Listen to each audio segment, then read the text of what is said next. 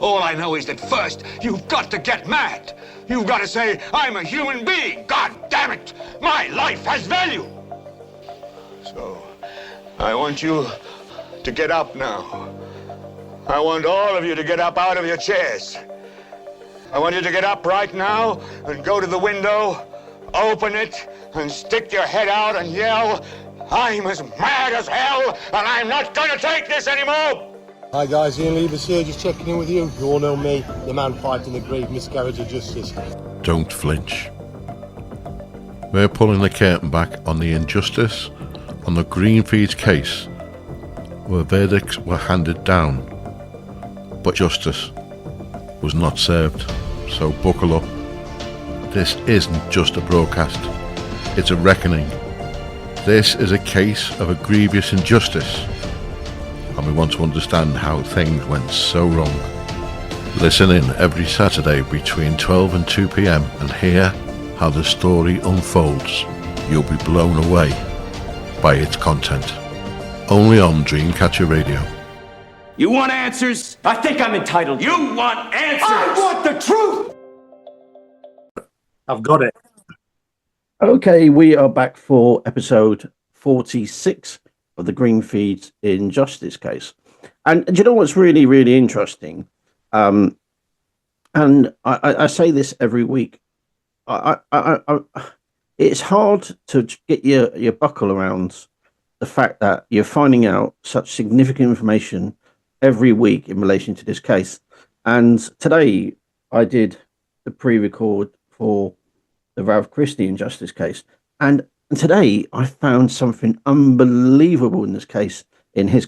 Now, the thing is, and something I mentioned today as well, why do I do it the format like it is? Like almost people are suggesting that I drag it out. I'm not. We're going through document by document by document. We basically, I think we would do the injustice if I just did a 2-hour episode, say, thank you very much. How many questions are you going to get done in that time? Especially when someone's got so much personal first-hand knowledge, like Gillian Leivers, who joins us now again today. And you probably only end up getting through like 10 questions, where we're going through witness statement by witness statement by witness statement. And ideally, when we get the opportunity, witnesses actually come on the radio station. So the reason why I do it is what I call create a court of record, but also I want to understand the journey of what actually happens in pre-court, in the case of the Greenfeeds case, what happened that night, and post-court, which I think equally is damaging as well. Anyway, I'm joined today by Phil Bentley. Good afternoon, Phil. Good afternoon. And Gillian Leivers. Good afternoon, Ian. And you're saying you're very tired. What have you been doing? Playing puzzles? Oh, good afternoon. No, I did an half marathon this morning in Leeds. Well, actually, it was a little bit longer than a half. It was 14.2 miles. And you'd expect it to be easy, but it just goes to show sometimes depending on sleep, and sleep is very important. If we don't get a sleep, you don't perform as well. And today it broke me mentally. Demons in me are telling me to stop. But I endured. I wanted to cry, and I got it finished. And I've been and done my cold water therapy, and I'm feeling okay now. Ian, do you ever look at your calorie count, as in how many calories it takes to do that run? Yeah, interesting you say that, Brad, because calories are not something that I ever count. It's what food I eat that is important. And just mentioning that, on my way up to do this half marathon, I called in at the services and I was early. And I went into one of the Greggs. These Greggs outlets are popping up all over the place. I used to do business with Greggs, actually, their factory up in the northeast. And it's interesting how you see these like builders vans coming in, the white vans. The guys get out with the D-Well shorts on and the tools in the pockets, and they've got the boots on, and they're queuing at Greggs for their breakfast, and they're eating sausage rolls and pies. And I'm stood there thinking to myself, no wonder the nation's so unhealthy. And there was two guys behind me, and they were talking about resistance training. And I said, well, you won't do no good eating this food, you know, guys. You should eat single source foods. When I was a young lad, I used to have hard-boiled eggs with soldiers and dip them, and you get everything you need from an egg. And so, yeah, that was my thought. And then coming back down the A1 tonight, I saw two more Gregs. They're like the Costa coffees that's popping up at the side of the road. The nation's being brainwashed. And yeah, so that was an interesting thought of the day. I mean, do you know what F1 drivers, when they're on the track doing their races, during their race, they lose about 4 kilograms of weight doing one race. Yeah, I understand this. This is true, yes. So I find that really fascinating. But yeah, Greg's food is very greasy, especially sausage rolls. Absolutely. Very, very, very greasy. And if you read what's ingredients in them, you'll be shocked. Phil, how have you been? Yeah, I'm great, thank you. I would confess to enjoying Greg's sausage rolls. I quite enjoy them. I don't deny, Phil, that they are very nice and Moorish. Of course they are. That's why they're addictive and that's why they're growing so much. But what they're doing for us is not so healthy. But yeah, they're very nice. And as a treat, Phil, if you're having one once a week, but not every day, that is okay. Yeah, I don't have one every day, I must confess. But I usually have a staple diet when I go to Greg's. It's usually a hot chocolate, followed by a sausage roll, followed by a chocolate chip cookie. Everything that's going to kill you. So the Greg's do like free for like a certain price, don't they? So you buy the cookies, yeah, they do, yeah. But I only tend to buy them as singles, Brad. Singles. Okay. Yeah. I must confess, I must apologise to the listeners actually, because I listen back to these programs that we record, just to keep up to speed with them, basically. I must confess, I suffer from hay fever, and I sound like I've got my head in a bucket most of the time. I sound really nasally, so I apologise for that. It's just hay fever. Well, mine, I always sound like a lisp, like short-tongued. I don't know why. I thought you were like in face running for the Clacton by-elections.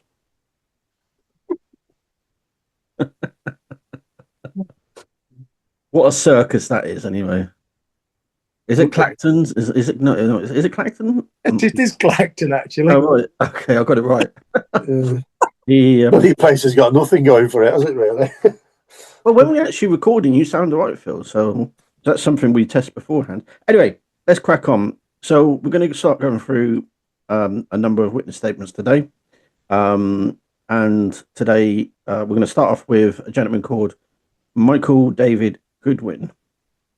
He's retired now, and his occupation back in 2019 was a specialist mechanical engineer with the Health and Safety Executive. And we've got JH, I don't know who that is. Phil, can you help me out? Me. John Harrison. Oh, okay. Yeah. Who is he again? The prosecution barrister. Okay. Okay, bear with me a sec. Okay, so a specialist mechanical engineer designs, develops, tests, and builds almost anything that has moving parts. They apply physics, mathematics, and material science to solve real-world problems, taking ideas from its concept all the way to the finished manufactured product. So there we go. Okay, cool. So JH, that's you, Phil, right? Well, Yeah. Can I just say at this juncture, that's very interesting, isn't it? Because he never took a look at the lorry, the PTO, the hydraulic pump that comes from the lorry that runs down to the tanker. In fact, he didn't look at the lorry at all whatsoever. So there's something he's missed there straight away. Well, And as often in these cases, Ian, let's wait and see what he says. okay. because the obviously the HSC was the one that brought about this case. Yeah. So he's been sworn in. So Phil, go ahead. Just wondering how he missed the lorry. You can hardly miss it. Well, can you? I mean, well, not only that, Phil, he missed the tanker, didn't he? It took him 5 years to go to the tanker, and all he did is take the pump off to confirm it was okay. What about the, you've seen Tim Walker when he goes to the tanker, who I'd say is the expert. He should have had a conversation with Tim, because the lever that Tim's moving backwards and forwards, that operates the pump backwards and forwards, could have failed. That might have broke. The hydraulic head is hanging in midair underneath the tanker. Never been looked at. Yeah, but we know it didn't break anyway because Lance got it opened.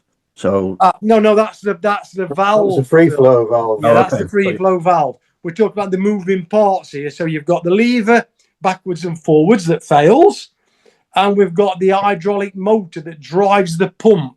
Now, the hydraulic motor that drives the pump is hanging in midair.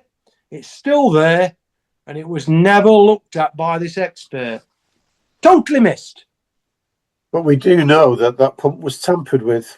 That's the pump that pumps the liquid off, Phil. So I'm talking about the hydraulic head. The hydraulic motor is still with the tanker.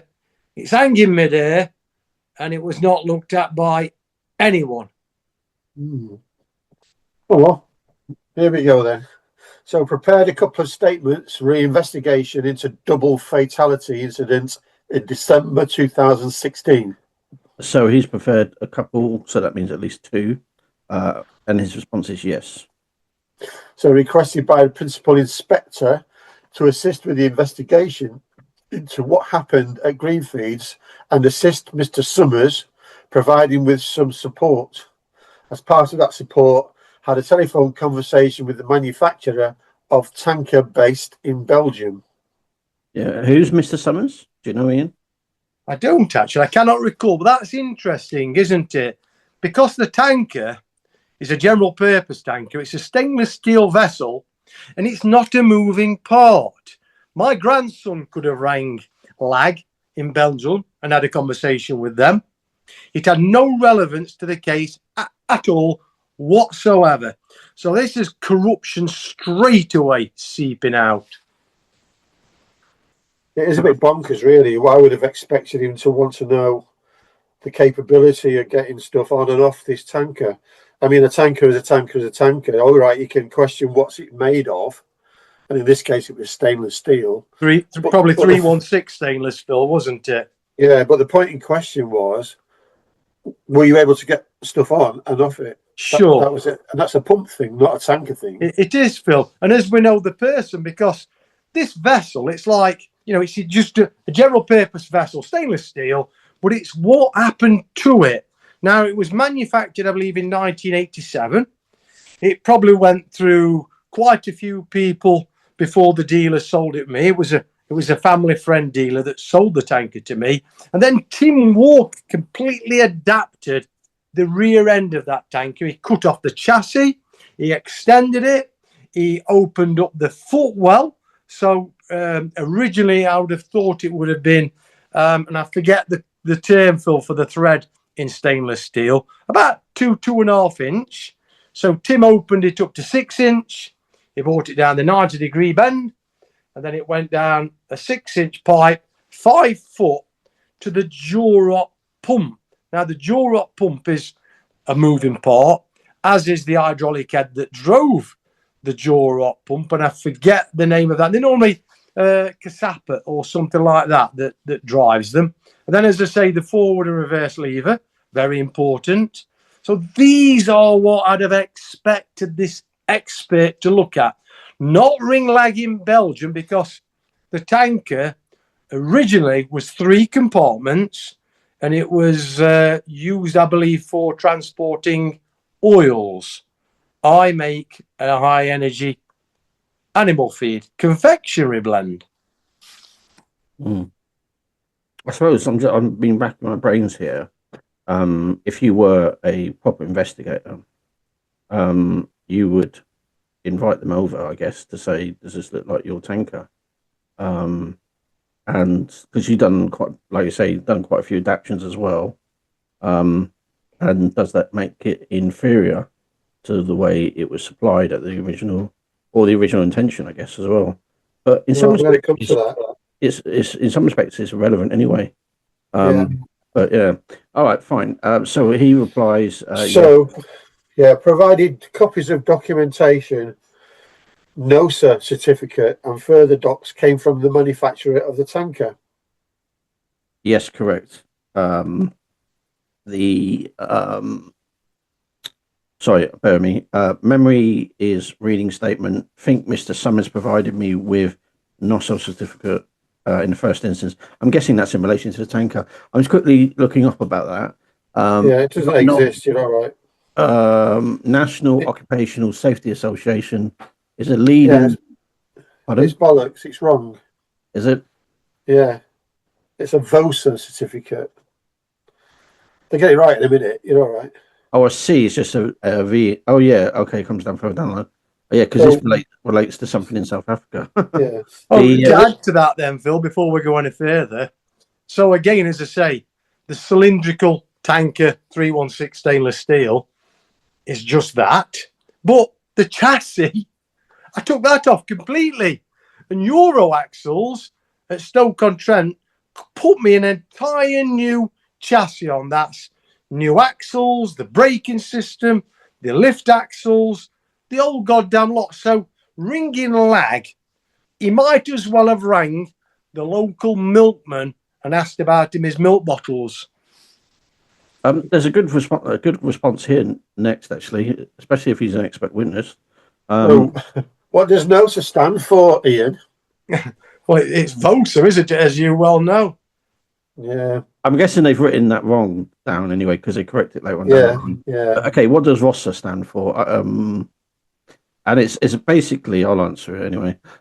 It's a devious A certificate referring to official documents issued to Driver and Vehicle Standards Agency in the UK, the government agency managing testing, licensing, and roadworthiness of both drivers and vehicles. And basically, he asked here, well, Phil read it out. We're going to go with ROSA instead of NOSA. Is what does NOSA stand for? This expert witness can't remember. Oh, so let me just say something. Who we should have rang is VOSA. And VOSA should have gone over that chassis, took those wheels off, and gone through the entirety of that chassis. They were never contacted. They were the first people you should have contacted. Yeah, I mean, so he can't remember what NOSA stands for because nobody knows. And let's not use NOSA. I think it's said VOSA. We're into it proper now. So we provided with 2 documents from the manufacturer of the tanker. The last document was on divider, page 5. What do we have on page 20? VOSA certificate. VOSA, correct. What is a VOSA certificate? Sorry, but I'm not really sure. So an engineer attached to the health and safety executive doesn't know what a VOSA certificate is. Well, you could argue that he's only involved in design, development, tests, and builds of almost anything that has moving parts. Well, then you think you'd know what a VOSA certificate is, wouldn't you? It should have been chucked out just on this if this is the expert witness, shouldn't it? Well, let's see what's more coming. Okay, Karen. I know what a VOSA certificate is, and I'm not an expert. I wouldn't even know, to be honest, but I don't. So, Vehicle Standards Agency that tests my vehicles and tankers and roller skips, everything that goes on the road annually. And also to add to that, I had Keltruck, the supreme Scania dealer. I was under contract with them, so I did nothing cowboyish. I went to the top company to take care of all my maintenance. So every time a tanker went into them, every 4 to 6 weeks, it was inspected for roadworthiness to ensure that everything was safe to go down the road. So if I killed somebody on the road, they would go through all those records and ensure I was compliant. But they never contacted VOSA at all whatsoever. They did, the police actually, forget this expert who's not an expert is just coming in as corrupt. The police actually contacted a director of Keltruck and tried to coerce him into claiming that I didn't take care of my vehicles properly. This is actually coming up very shortly. You're going to love this in a minute. I've just read it. Wow. Basically, all the trailers that operate in the UK are plated. So they're all plated to state that they basically meet all the requirements to say they're safe for travelling on the road and for carrying certain goods. And it was later replaced by the DVSA. The VOSA was replaced by the DVSA. Yeah, quite interesting, Phil, because I've been out of the job for 10 years. And we remember when Glenn comes on and talks about the DVSA. It's new to me. I always remember it as VOSA. VOSA, yeah. This guy doesn't even know about your tanker. No, he doesn't. I'm just reading this now. Oh, my days. Anyway, let's crack on. So, the information you received from the manufacturer of the tanker. Yes. Top left, manufacturer LAG Belgium. Yes, I think so. It gets worse in a minute. What's to think about? Down the page, confirmed delivery of one tank. Yes. Help with what that means. This is gold. This is what comes up now. And it gets even better in a minute when I've been reading it since you've been talking. Some talk here used within the industry. That is my best guess, number one. All right, so it's guessing. It is obviously confirming is manufacture from stainless steel. I don't know what semi-trailer means. 2. Qualities 304, typical grade stainless steel. Commercial grade, readily available, good all-round material, properties relatively extensive as stainless steel goes. Capacity 28,000 litres. Assume total body. Capacity of the tank. This is where we know now that he doesn't even know the tanker in relation which he's talking about. This is number 3. Assume all in one compartment, guessing there's no physical divisions inside the tanker, inside the compartment.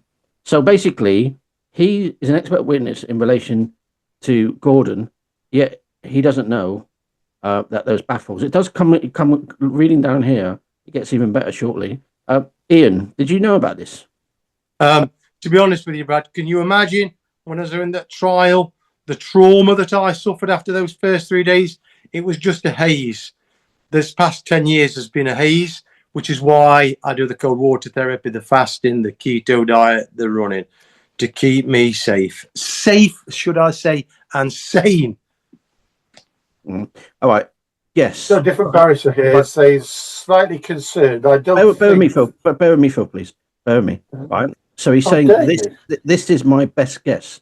What is that? Balance of probabilities? What, best guess 30%? Something like that, or something, whatever. Right. And he says, I don't know what semi trailers mean. And also he goes on to talk about the capacity of the total body. And he by the looks of it, he shrugs his shoulders. He doesn't know. And then his assumption is it's one compartment and guessing there's no physical divisions. And what is this guy an expert in? Pardon? What is he an expert in? Well, let's hopefully find out. And there's another thing I read. Anyway, sorry, Phil, carry on, mate. Well, this answers your question. So, this is a different barrister. He says, I'm slightly concerned. I don't think the witness ought to be giving evidence on the basis of guesswork. He said twice, I'm guessing. I missed that bit. Yeah, exactly. All right. Can I ask which barrister it was, Phil, that flagged this? Was it Dominic Kay? MB. Oh, what Ballish. Oh, interesting. Who was he a barrister for again? He was the company barrister. Oh, yeah. You know you are retired, but giving evidence in Crown Court. You know the difference between guessing. Be precise in your language. Do my best. Yeah, do your best. This is such a bad witness already. So, tank, left-hand side, first line word baffles suggests there are divisions. This is a bit I read. This proves the point that Ian mentioned. he hadn't expected this whatsoever. And he goes on to say it would suggest. I mean, surely he would have been sent photos, all that sort of stuff before we become an expert. Surely it would have gone to the tanker to do some No, investigation. you'd imagine that though, Ian, right? But just say a worst case, right? Having someone with inferior knowledge to little old you and me, that he'd been sent photos of the actual tanker inside and out, as well as information pertaining around the events of the night. Anyway, he's improved himself. It's not even. Oh man, I hate laughing because it's so serious. And he said it would suggest. So he's not even giving an answer basically, because he's putting it on whoever. He's obviously looked at an image here, and it said it would suggest. I mean, if it's a fixed structure that you can see in a photo, it doesn't suggest it's there. What is it? He is an expert in design, develops, tests, and builds almost anything that has moving parts, but that's a fixed part. What does it look like? For me, it's a surround in a tanker with a hole in the middle, a circular hole, and there's a little hole at the bottom. So, one would imagine. I mean, I don't know. I mean, how did they get this man to do this? Anyway, was he? So he's a witness in court as well. Yeah, obviously, yeah, for the HSE. Okay, fine. Well, he's a specialist witness. That's the important thing.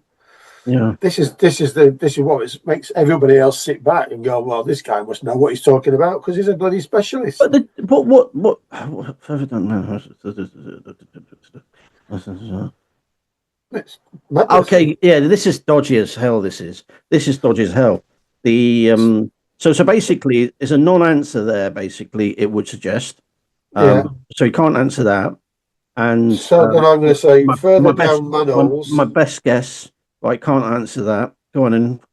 There you go. Further down manholes, see manhole, each sub-compartment, 1 manhole cover with central locking, 3 in total. Understand, when this tanker manufactured, it had 3 manholes in the roof. Can I interject here? Do you remember here? We know where John Harrison's going to go with this, don't we? Yeah. They've sealed over the front and rear lids. Now, if I sealed over the front and rear lids, where was any of the prosecution witnesses to flag this in any statement? Because we did this, as we know, in 2015. Now, had people been entering tankers from 2015 onwards with the front and rear lids sealed, surely that would have been part of the revolt. Surely that would have been mentioned in every statement.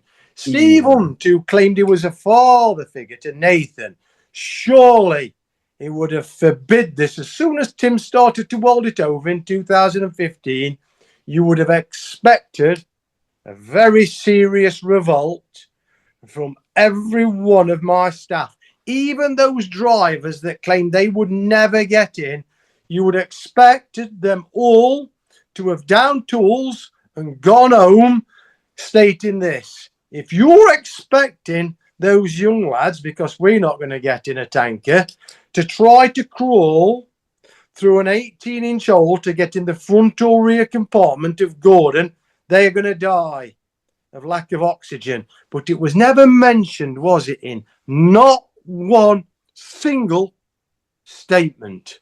I think we've both Phil and I are very satisfied that the revolt never happened. It was just made up, basically.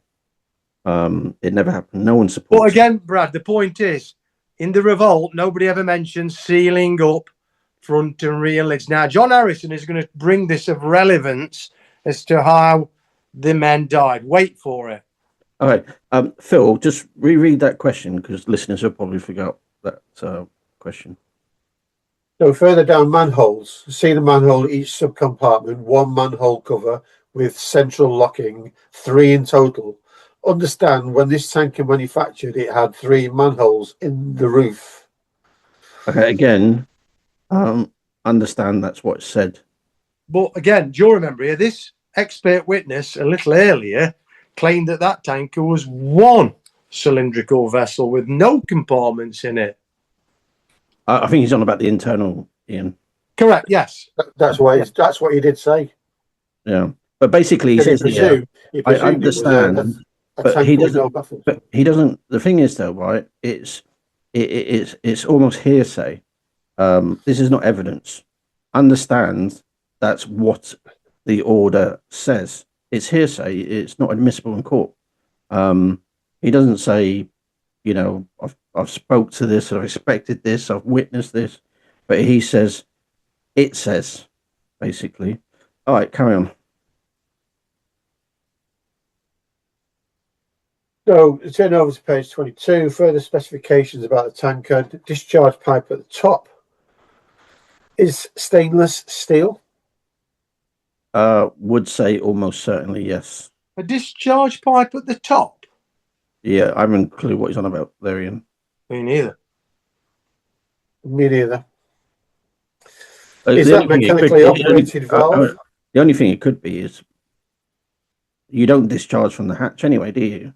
You discharge everything at low level, don't you? Correct. All right, sorry for going on. I've got a theory. Go on. You've got the drawing upside down.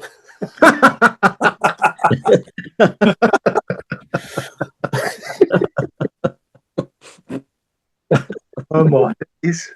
That's a good theory. Yeah, it works. So, is that mechanically operated valve? Again, this is hearsay. It says it's a valve. It identifies as a valve. Thank you. Next line. 3-inch outlet pipe. Is that an outlet pipe that discharges by gravity?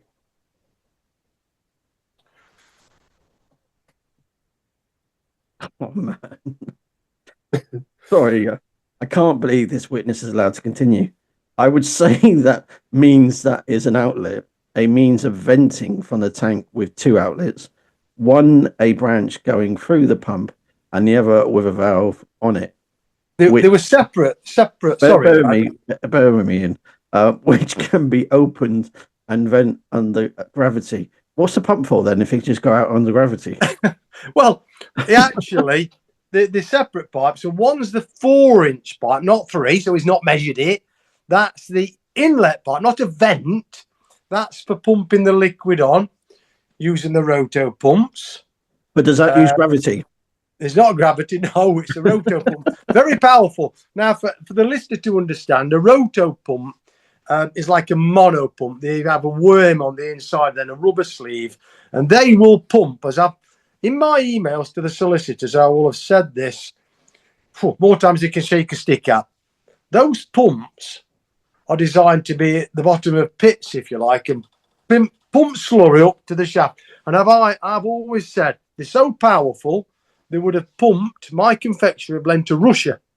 They're so powerful. So it's got nothing to do with gravity. Very powerful, those mono roto pumps. I use roto. Mono are built in Manchester. Roto are the people that used to work for Mono, and they started building their own pumps. You think he's referring to the free flow valve here? He is, yes. To be precise, is referring to the free flow valve, which is a 4-inch pipe. So he's reduced it by 25%. Yeah, but the point being, the question's wrong and the answer's wrong. Correct. But other than that, how's the jury going to cope with that? They're not, are they? Yeah. All right, carry on, Phil. We've got. Well, the engineers amongst them will know exactly what they're on about. I doubt. So, page 23, J534, unit price and delivery time, 1987. And he can even quote. He can certify your invoices now, Ian. Yes. Sorry, can you repeat that again? I missed that one. So unit price and delivery time was 1987. Well, that was when the tank was manufactured, I believe. Yeah. Well, anyway, it doesn't really matter. He's not an expert witness in invoicing, is he? No. So let's carry on. An expert witness on delivery either. Suggest to you this tanker delivered at this manufacturer September 1987. Where the hell is this going, man? Yes. Page 24, J535. Know what we have?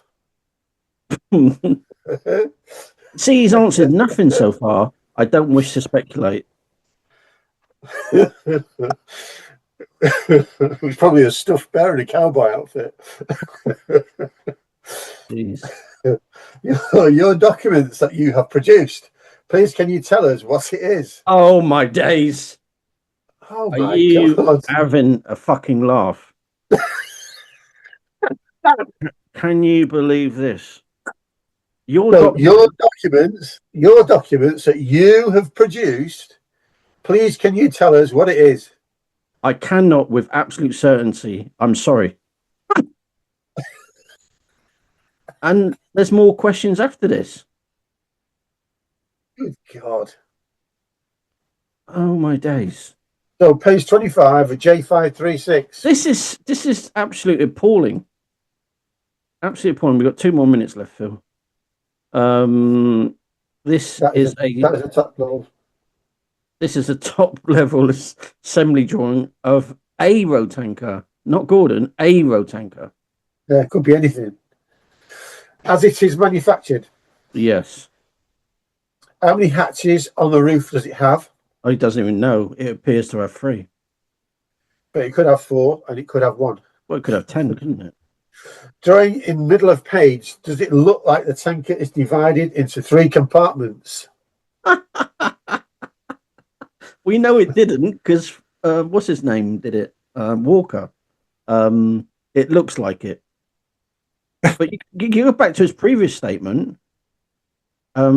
He basically, I don't want to scroll upwards because I'll lose for the next part. But he contradicts himself already in that little section there. Anyway, let's carry on. We've got just under 2 minutes left. So it looks like when it's manufactured, there are 3 compartments with a hatch per compartment. Is that right? Again, there's a non-answer. It would appear so, yes. Drawing is not very clear, I'm afraid. Much of the detail on drawings hard to say whether hidden detail or poor reproduction, but it looks as though there's 3 compartments within the tank. Now, Ian, right?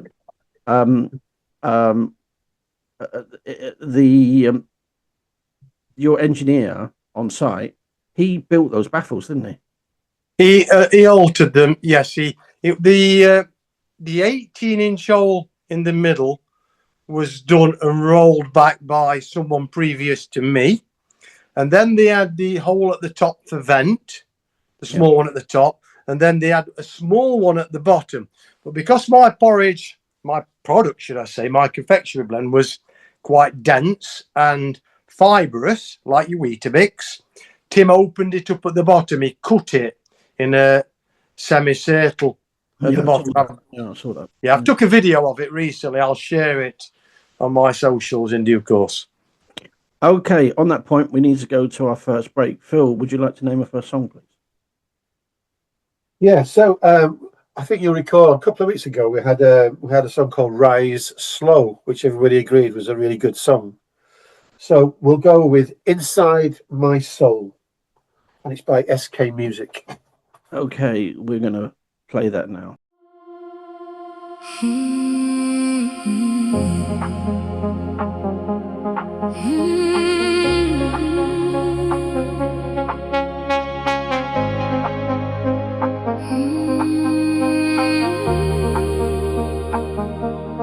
When I fall, you lift me high. When I'm lost, you are my sky. You are the light inside my soul. Stay with me, never let go. One touch, one flame, 2 hearts, one name.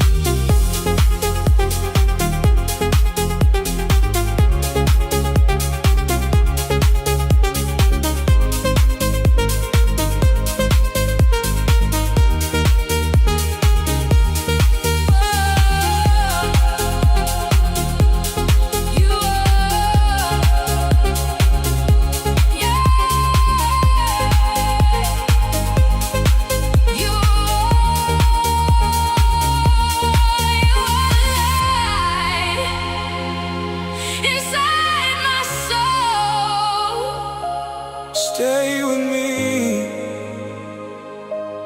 Never let go.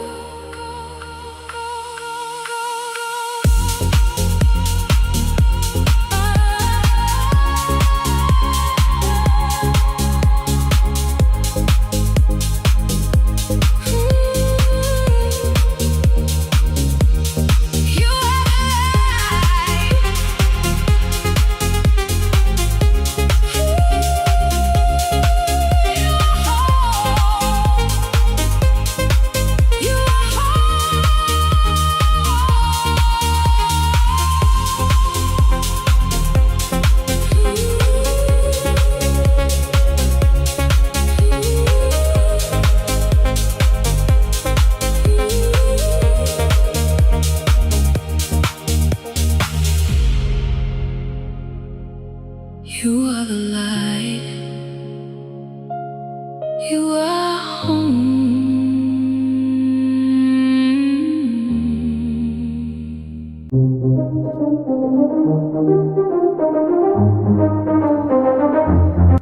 Finally, we have the report on grooming gangs. Is it going to be kicked around like a political football yet again?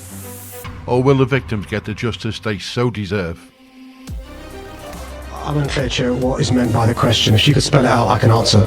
I've just spelt it out. Are you not listening? It's the sort of gangs that groom young girls at a young age for sex. Exactly how much clearer do you want me to be? You're beginning with parts of the jigsaw in place, and that means with the right people, the right expertise involved, you've got a heightened opportunity, notwithstanding the passage of time, to hold some of these abusers to account.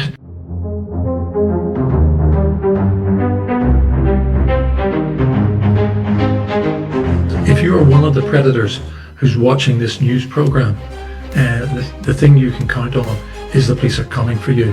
So I don't think you'll be sleeping well tonight, tomorrow night, or for the foreseeable future. Join Brothers every Wednesday evening from 10 o'clock, from Wednesday the 24th of June, as he unpacks chapter by chapter, page by page, paragraph by paragraph, and word by word. But be warned, this is not for the faint-hearted. The report pulls no punches. Come and join Brothers on Open Window, 10 p.m, every Wednesday evening from the 24th of June, as we unpack this dreadful report together. From the age of children being raped and abused, and sometimes by multiple men, and in some cases were even convicted themselves, which and cannot get rid of the stain of that conviction. That gets in the way of justice, and I think the decision at the time was taken, instead of going for a review now, let us get the police to go back and reinvestigate, because there's lots of police forces who just didn't do it well enough. I always felt the victims, they wanted justice more than they wanted another round of learning lessons. Yes. Join Brothers every Wednesday night from the 24th of June for 4 weeks, as we unveil the content of the report on grooming gangs. Will justice be served this time?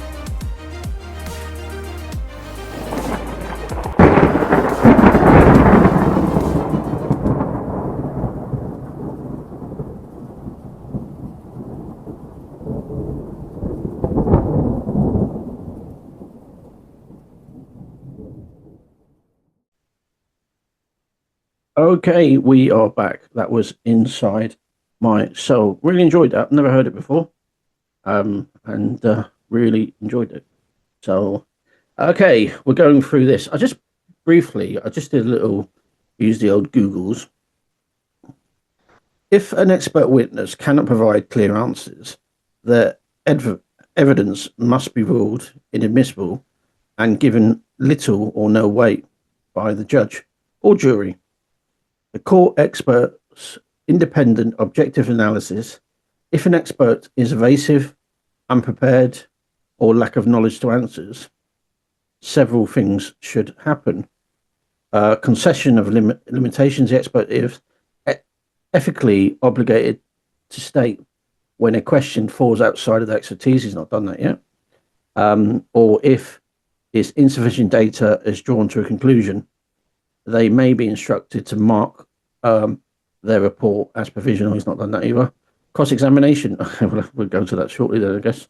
The imposing side will normally aggressively attack the questions and expose the gaps in his knowledge. But basically, the expert witness has been honest. He doesn't know anything. And under the CPR rules,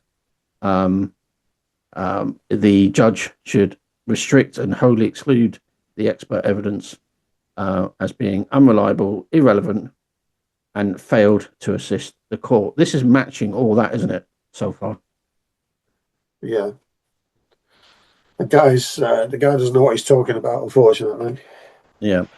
It's quite plain. It is unfortunately as well. I would express that. It is unfortunately because you are wasting everybody's time, and I don't understand how it's allowed to carry on. But anyway, it was allowed to carry on, but it was a non-answer in each so far. Phil, where are we at again? We're on top of the page where it says engineering drawing box in the right hand corner shows drawing created by which company? It says lag. Broken line on engineering drawing visible to eye denoted. Broken line can be used to represent something that is there, but not necessarily visible on the surface you are looking at. Looks to me showing hidden detail or something inside the tank. What does that mean, Ian? Not a clue. Absolutely. Excuse the. I'm baffled. Right, okay, broken line on engineering drawing. Yeah, sometimes what you can do is like, if you're required to say draw an oblong box which is like 6 inches long, what you can do is you can draw the start of the box an inch long, and you put a wavy line at the end of it, and then you start another wavy line and do another inch, but denote that the distance between the two ends is the authentic distance. Okay, so it just denotes that there's something missing out of there that really should be there. Yeah, and bear in mind they've had 5 years to prepare for this trial. And okay, broken. Yeah, we just said that. All right. Yeah. No questions. MDG out. Yeah. So they're finished with him basically. So there's no. I find the next bit is quite interesting actually. Okay. So when one of the officers attended at the scene wearing body worn camera, P.S. Whittle, Police Sergeant Whittle, body worn camera on for a number of hours. We have cut it down, edited it, so you are only going to see relevant edited parts of the body worn footage. Play it once, then hand out the transcript because we have agreed the transcript of what you are going to hear. So presumably they've agreed that with the defence, have they? That's basically what it's saying, yeah. Yeah. Then play it again so you can watch it first time and watch with the transcript second time. The judge. See, the thing is, this again goes back to what Ian said. They rushed the trial. His first response is, depends how long it may take. Have the break and watch first time. They play it in the court, and they said it's just over 35 minutes, but you're saying they had it on for a couple of hours, Phil. Well, there was a couple of hours of recording, but they only played them 35 minutes. It was an edited version. Okay, the judge says some speech was indistinct. It says. Yeah, agreed the transcript of what was said. Come back at 3:45. Jury out. MB. But then they actually left something in there that wasn't in the transcript, I think, from the look of it. Right. Okay. MB, do you want to do that, and I'll just do the judge for the moment? So my application jury not played the video again today. The line exercised some transcript. That part didn't form part of the body worn footage argument. Judge, sorry. Could be entry. I put a box around. Can't believe it happened again. What does that mean? Could be. They must have done it before. They must have had stuff in there that they shouldn't have had before. Okay. Perhaps they didn't want the footage when Whittle arrived at site in the car park and said that. Or perhaps perhaps he didn't want the other two saying it's a dodgy situation, this, and Will saying no, it isn't. Yeah, but I'm guessing this is evidence that has been entered in. I think they've taken, Brad, sorry, I think what they're talking about here is that the first two officers who arrived at the scene walked up to Whittle in the car park when he arrived and said that the men had died under suspicious circumstances, and the other one said, we don't think they should have been in there. And I think at this point the judge wants that taken out, or they've agreed to take that out. Perhaps it was never deleted. Perhaps the court didn't want the jury hearing what those two officers. That's the way I read it, Ian. Yeah. Yeah, that's the way I read it. All right, carry on, Phil. I'm just trying to see if there's any relevance to what they're saying here. Really, reading ahead. Yeah, I mean, if you look at the next paragraph, it explains a little bit more. Which I think it is basically where the judge says, "I can't believe it's happened again." This is evidence that they're saying that shouldn't be put in front of the jury, but perhaps it should have been. Yeah. Some application jury not played the video again today. A line excised from a transcript. That part didn't form part of the body-worn footage argument. Yeah, see, body-worn footage argument, it shouldn't be an argument, should it? It should be pretty fact, isn't it? Yeah, well, yeah, cameras generally don't lie, do they? Not that I'm aware of, anyway. Judge, can we ask the police for all of the body-worn footage? Where's that? No, I'm just saying, can we? Yeah. Can we ask the police to produce to us all of the unedited body-worn footage? Well, basically, they're saying they've got it, but they reduced it down, edited it for some reason. I'm guessing it's just to save on time. But they also did a transcript as well. But yeah, of course you can. It's evidence used against you in court. But they're saying they lost the body worn camera image as well, didn't they? Yeah, they lost some of it. Yeah. Well, we thought they deleted it, but it appears here that the judge didn't want those two first officers, their body-worn footage seen or heard. Yeah, it doesn't quite say that, but what he's alluding. We don't know one way or the other, do we? Yeah. But having said that, if we ask for the footage, how do we know they're going to provide everything anyway? Well, they deleted the CCTV hard drive, so can't trust them with anything. No. Where does your Hillsborough law come into play there? Well, now it is law, isn't it? So hopefully we'll be able to hold them accountable. People are using it already. Over 6,000 cases went into court day one. Yeah, but you don't know what you don't know, do you? That's true, Phil. Never a truer word said. Well, if we don't know whether they've withheld that information of those two officers coming up there, they won't provide it, will they? If you go back to that email that Steve Hunt sent me recently, and Ian said he's never seen it before, just imagine if you can capture all emails like that. Oh God, there must be a gold mine that's been sent to them. Yeah, just imagine how much helpful that would be to the case. Because basically, we all know now, and Phil, I know you don't. I'll ask you the question. Actually, you agree with me? All these witnesses lied. I did last one of them. Well, remember, I did write to the Chief of Police for Leicestershire last week and brought up this subject of those two emails that we've seen recently and asked him how that occurred, and then the 17 photographs that were sent to the police. I've not had a reply yet, but I'll follow up with another email next week. Mm. Some witnesses lied less so, but even so, they still lied quite a bit. In all honesty, that's a oxymoron, isn't it? And they're not allowed to lie at all, though, either. Let's face it. Yeah, it's ways to tell the truth, the whole truth, and nothing but the truth. Yeah, okay, I get you, but not in the Greenfeeds case. Okay, the next two bits are irrelevant. Go to in the transcript. Oh yeah, this is the judge now. in the transcript I had on the application, it shouldn't be in there. Valid point. Put to one side the issue of potential mistakes were played already by agreed. Is the part that has been played to them this afternoon already? Was that agreed? When I watched it, I didn't pick up those words and watched it without the transcript. It's really interesting, isn't it? Right, kerfuffle.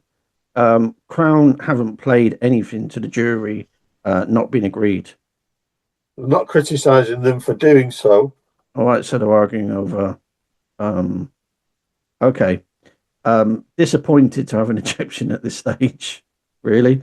And why? I've got so many ejections. It's not even funny. It has been played. But this is you now, Phil. Wouldn't play something we thought wasn't agreed. We suggest perhaps to deal with BC app first thing tomorrow morning, and if BC app successful. But they're arguing on body worn camera evidence. Why would you argue over something like that? I really do not know. Okay, the judge goes on to say, then there's no issue. Sorry, this is me still. So, deal what are allowed to be adduced. Certificate of conviction allowed in. Allow in looking report 28th for the 2nd, L6, power 1, 2. 2 associated points undoubtedly have to be careful and detailed legal directions agreed by jury ordinarily at the end of the trial, and it says a statutory obligation. One thing that's really interesting, Ian, here, defence has no questions. There you go, of the witness, and that's the end of that witness, who was completely useless, might as well never turned up, and that's it. Okay, Ian, do you want to say anything about that witness? Yeah, well, no questions from the defence. It proves beyond reasonable doubt that it was a setup, and as you've said, Brad, I'm going to use your words, it was a complete ambush on Gillian. Yeah. We've had two witnesses there that should have been absolutely ripped a new one. Yeah. Marshall and him. Yeah, they should have been undrawn and quartered. Yeah, well, they shouldn't. Absolutely despicable. What was your team doing? What were you paying them money for? Well, they had 2 million quid out of it. I think that's fraud. They absolutely didn't do anything, did they? I mean, I learned absolutely nothing from this guy. Nothing.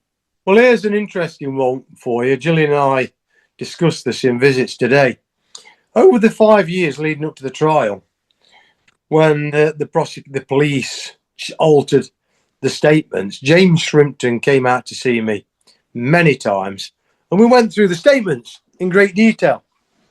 And he took notes. I've never seen those notes. So what was the purpose coming to see me? He followed no instructions from me whatsoever. Sorry, they want a fee.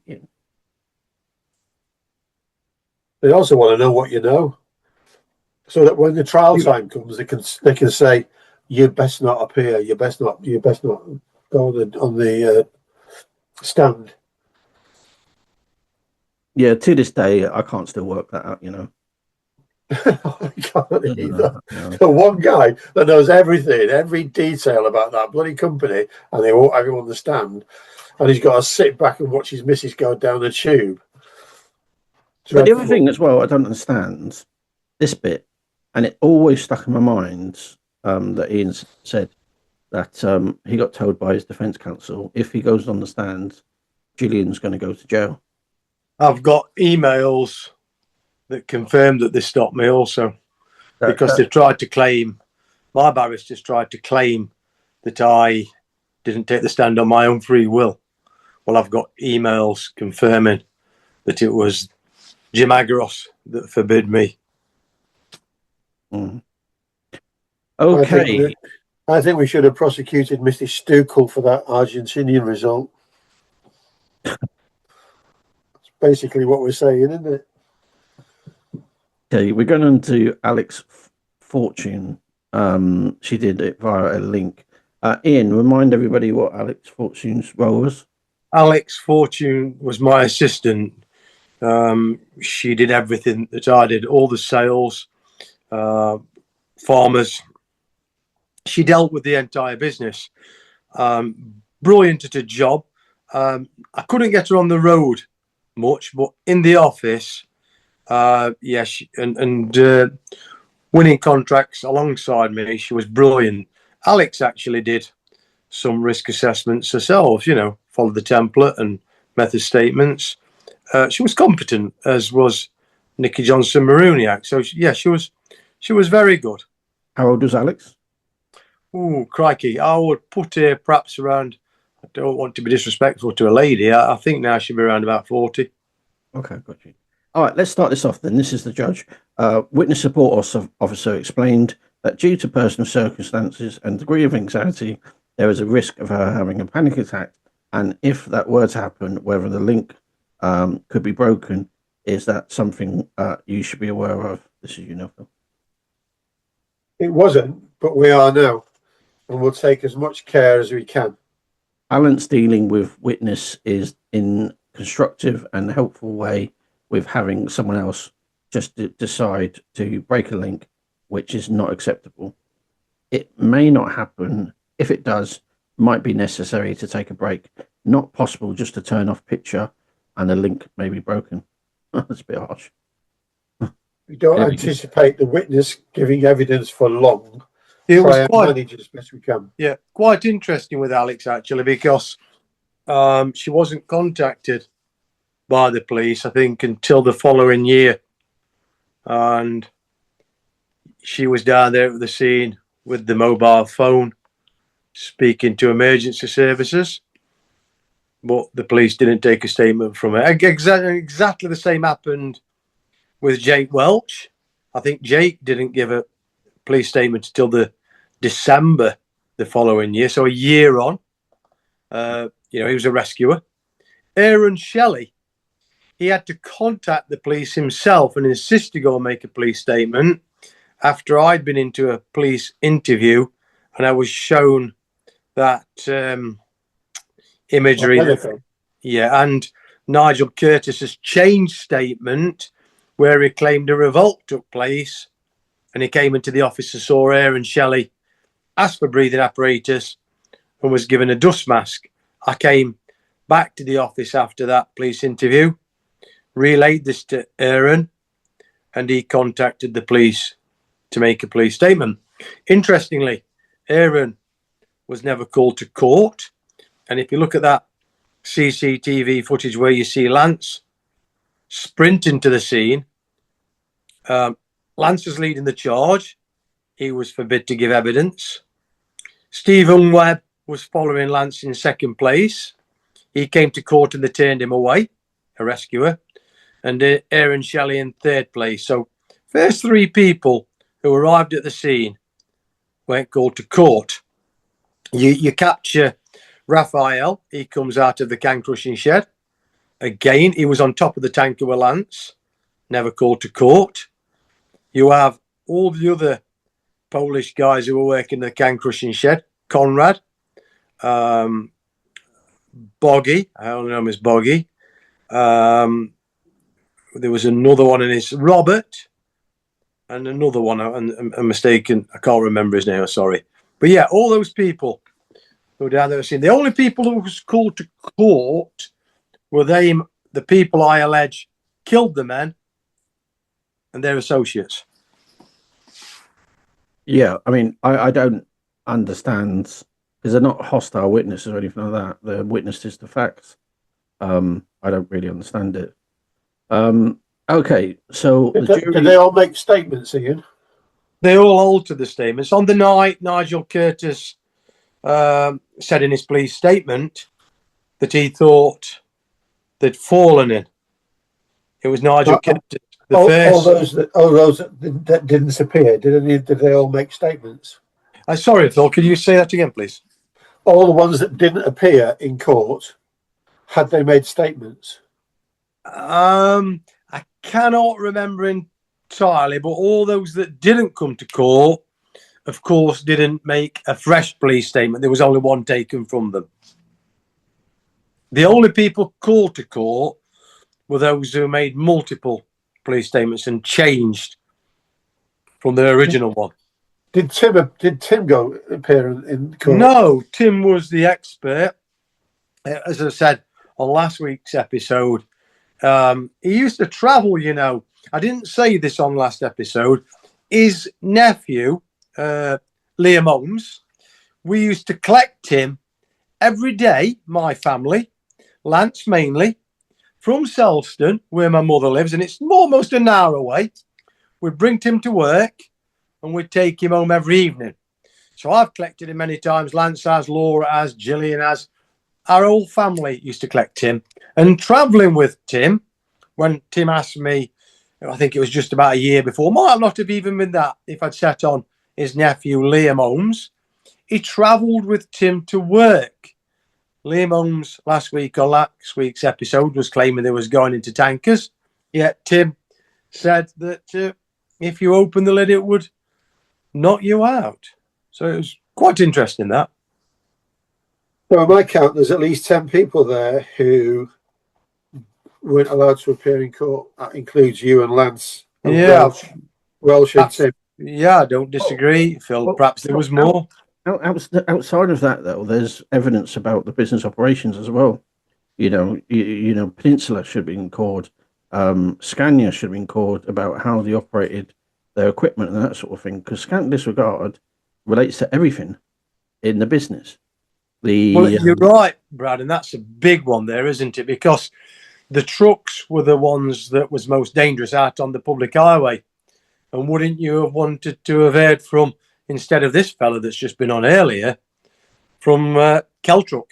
Yeah, PPE providers as well. Did you actually provide this? How did it operate? All that sort of stuff. There's so many things, really. But anyway, we're dealing with the cards we dealt with. Now, so basically, jury comes back. I don't understand the first part, but I understand the second part of what the judge is saying here. Okay, one of a number handed note yesterday. No, you, when dismissed for the evening, remember jury state of mind. That was because someone he recognised spoke to him. So I'm guessing one of the jurors spoke to some person or whatever. It was simply... Was that Christopher Tart, the juror member that Laura's ex-boyfriend saw him outside court speaking to Gavin's brother, Gareth Rawson? We've all seen, yeah. But it goes on to say, and it was simply to say hello. Nothing more needs to be said. This was a juror. You talk about the seriousness here. Forget that, what Laura's boyfriend saw. And we told all the solicitors this, and to check out this juror member, Christopher Tart.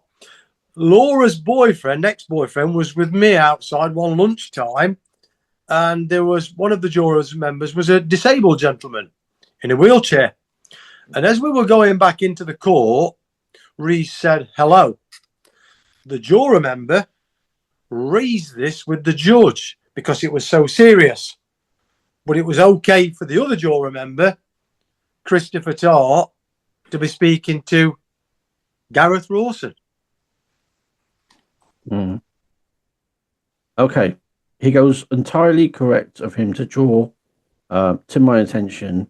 I don't need to say anything differently than what you have been told in the jury back. If anything like this happens going forward, sure, all of you will act entirely correctly. This afternoon, you will be seeing video again with transcript. We have a witness evidence over video link. You are not to read anything into the fact she's giving evidence by video rather than coming in person entirely as a matter of personal circumstances. So basically, there's not special measures, is what he's saying there. That is something what we're going to do now. May go through the whole afternoon without a break. This is now you, Phil. I'll call Alexandra Fortune. Yeah, full name, Alexander Fortune. Used to work at Greenfeeds. In December 2016, you had been working there about 2 months. No, I've been working there for about 3 years, just over. Close. That's a big difference. Yeah. During the 3-year period, what had been your occupation at Greenfeeds? I did sales and purchasing. Was that for the whole of the 3-year period? Yes, up until 2 months prior, where I became commercial manager. So basically, just heading up sales and purchasing side of things. When you were doing sales and purchasing before commercial manager, to who did you report? Both Gillian Leivers and Ian Leivers. When you became a commercial manager, to whom did you report? Both Gillian Leivers and Ian Leivers. When doing sales and purchasing, what did your role entail? Sourcing co-products for feedstock and other selling once feed has been made. Sourcing products from the food industry. Whereabouts in Greenfeeds did you perform your work duties? In the main office. Anything to do with the rest of the site? No. Before you started at Greenfeeds, was there somebody else there that performed your role? Martin Vardy. Remind listeners who Martin Vardy was in, please. Martin Vardy actually took care of FEMAS and health and safety. It was Martin Vardy who had the relationship. He sat on Allied Plant, actually. It was Martin who was doing the site visit when Britvic came to our site to check compliance when the accident book had dropped down the back of the cabinet. I didn't meet this health and safety guy from Britvic, actually, from Leeds. Martin was showing him around because that's what Martin did. FEMAS, as we all know, encompasses health and safety, but everyone run for the woods, didn't they? Nobody had the role of health and safety. But, or should I say, however, remember, the health and safety guy from Britvic was quite happy with my site and how it was run.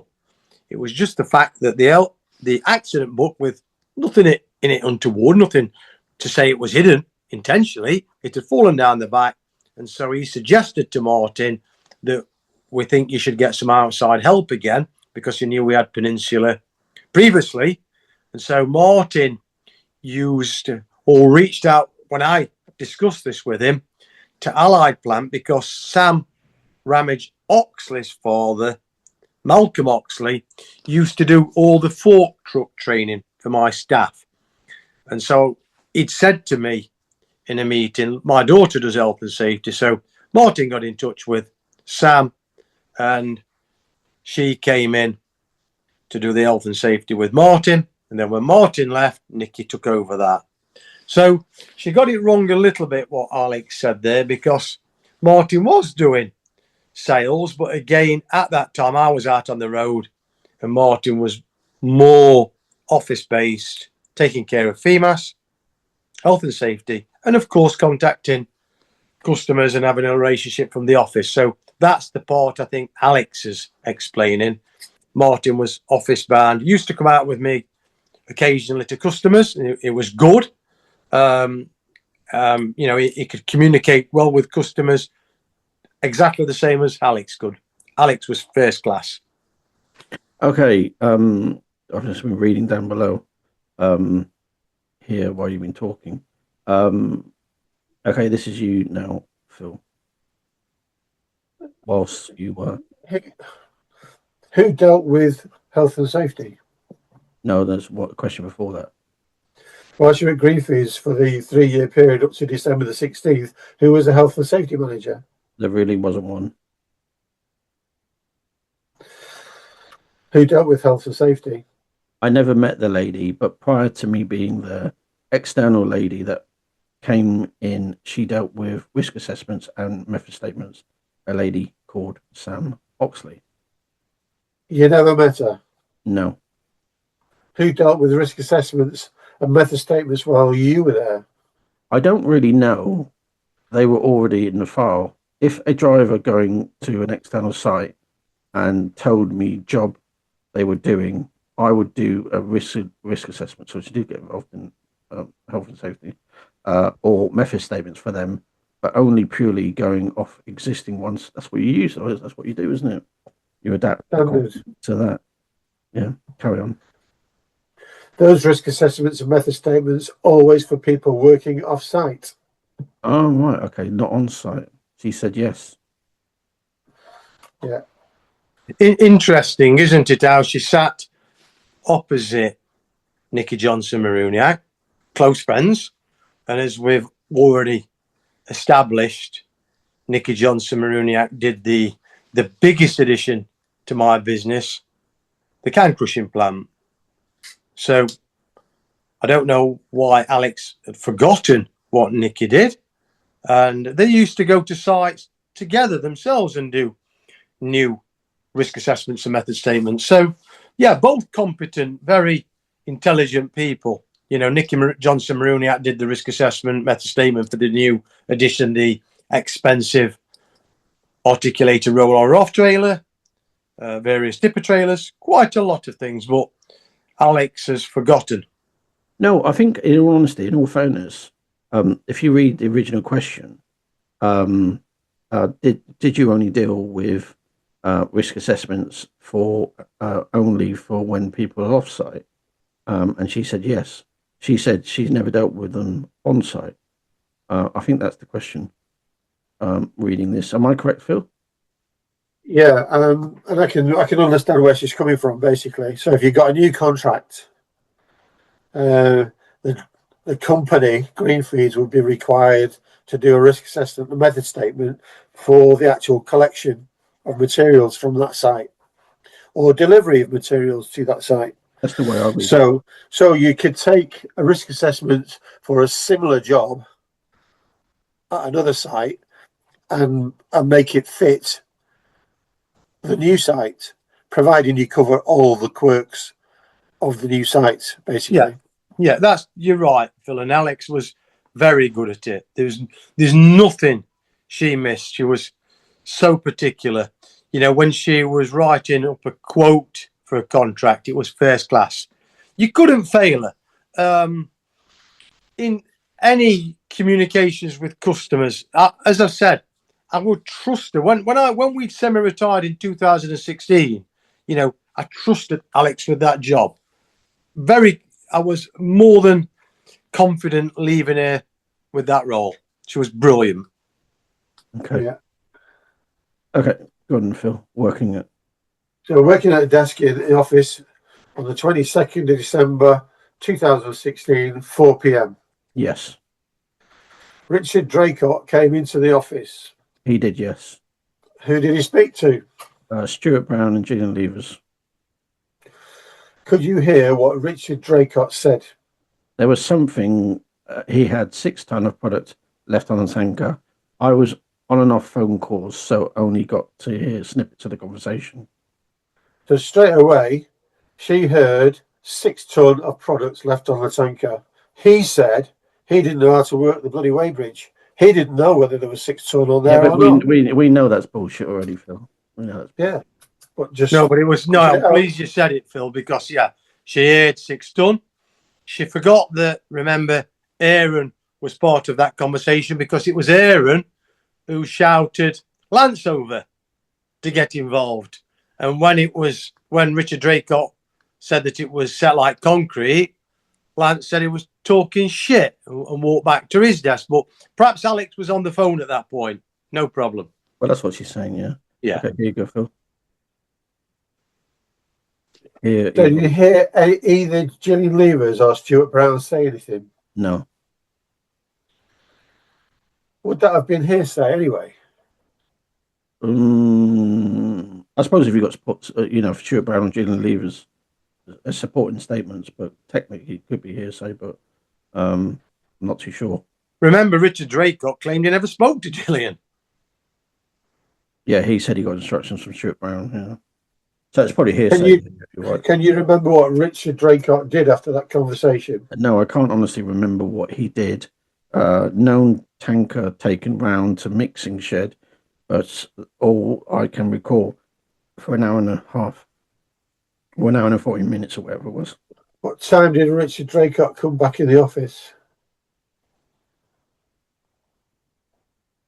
Bear with me. She just says yes, doesn't she? Oh yeah, because I was just trying to find it. That she says yes. Did he say anything then? He didn't. He did he said Nathan was in the tanker and to call the emergency services. Well, I thought you said Gavin was in the tanker. Well, this is what she's saying. Yeah, he said Gavin. He says because he thought it was him because he wasn't there. Yeah, along with half of Leicester. That's what he said. Did you call the emergency services? I did originally off the landline in the office because I panicked, then called them back off my mobile. Well, like you said, Brad, if it was a normal occurrence, why would you call the emergency services?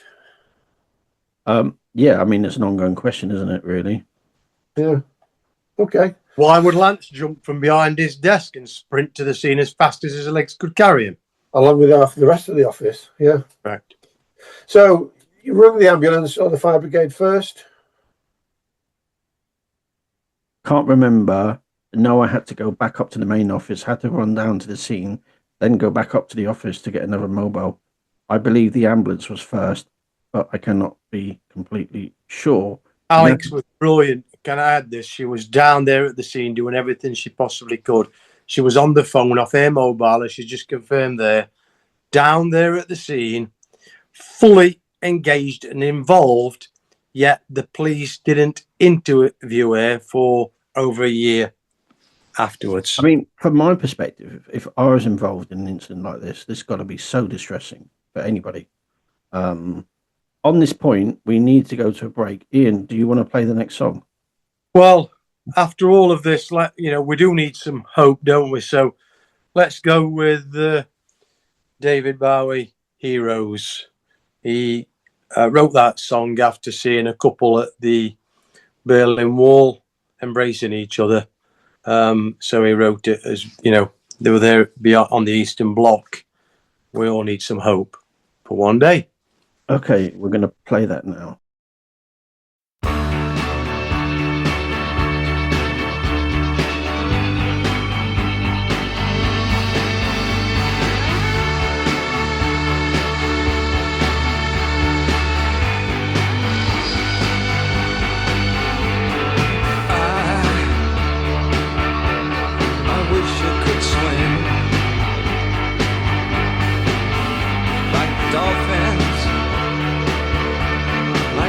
Can swing.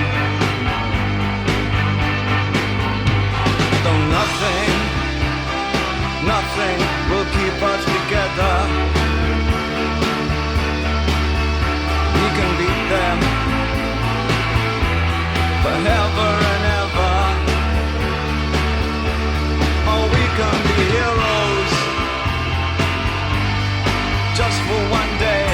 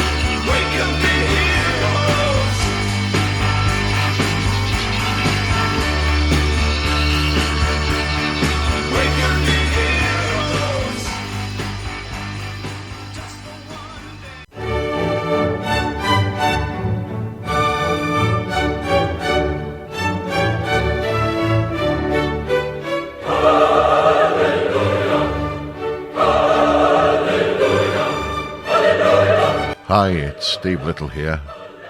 Rev to some people. Just telling you about my show. Steve's Sunday Service every Sunday between... Oh, wait a minute, I'm not having this. Join me every Sunday morning between 8 and 10 o'clock for some of the most uplifting Christian songs you've probably ever heard in your life. We'll have thought for the day, we'll have readings, we'll have Bible stories, but we'll have everything connected to you that will help you get to church on a Sunday with me, Steve Little. Yeah, Steve, Reverend Steve, with Steve's Sunday Service every Sunday between 8 and 10 o'clock, only here on Dreamcatcher Radio.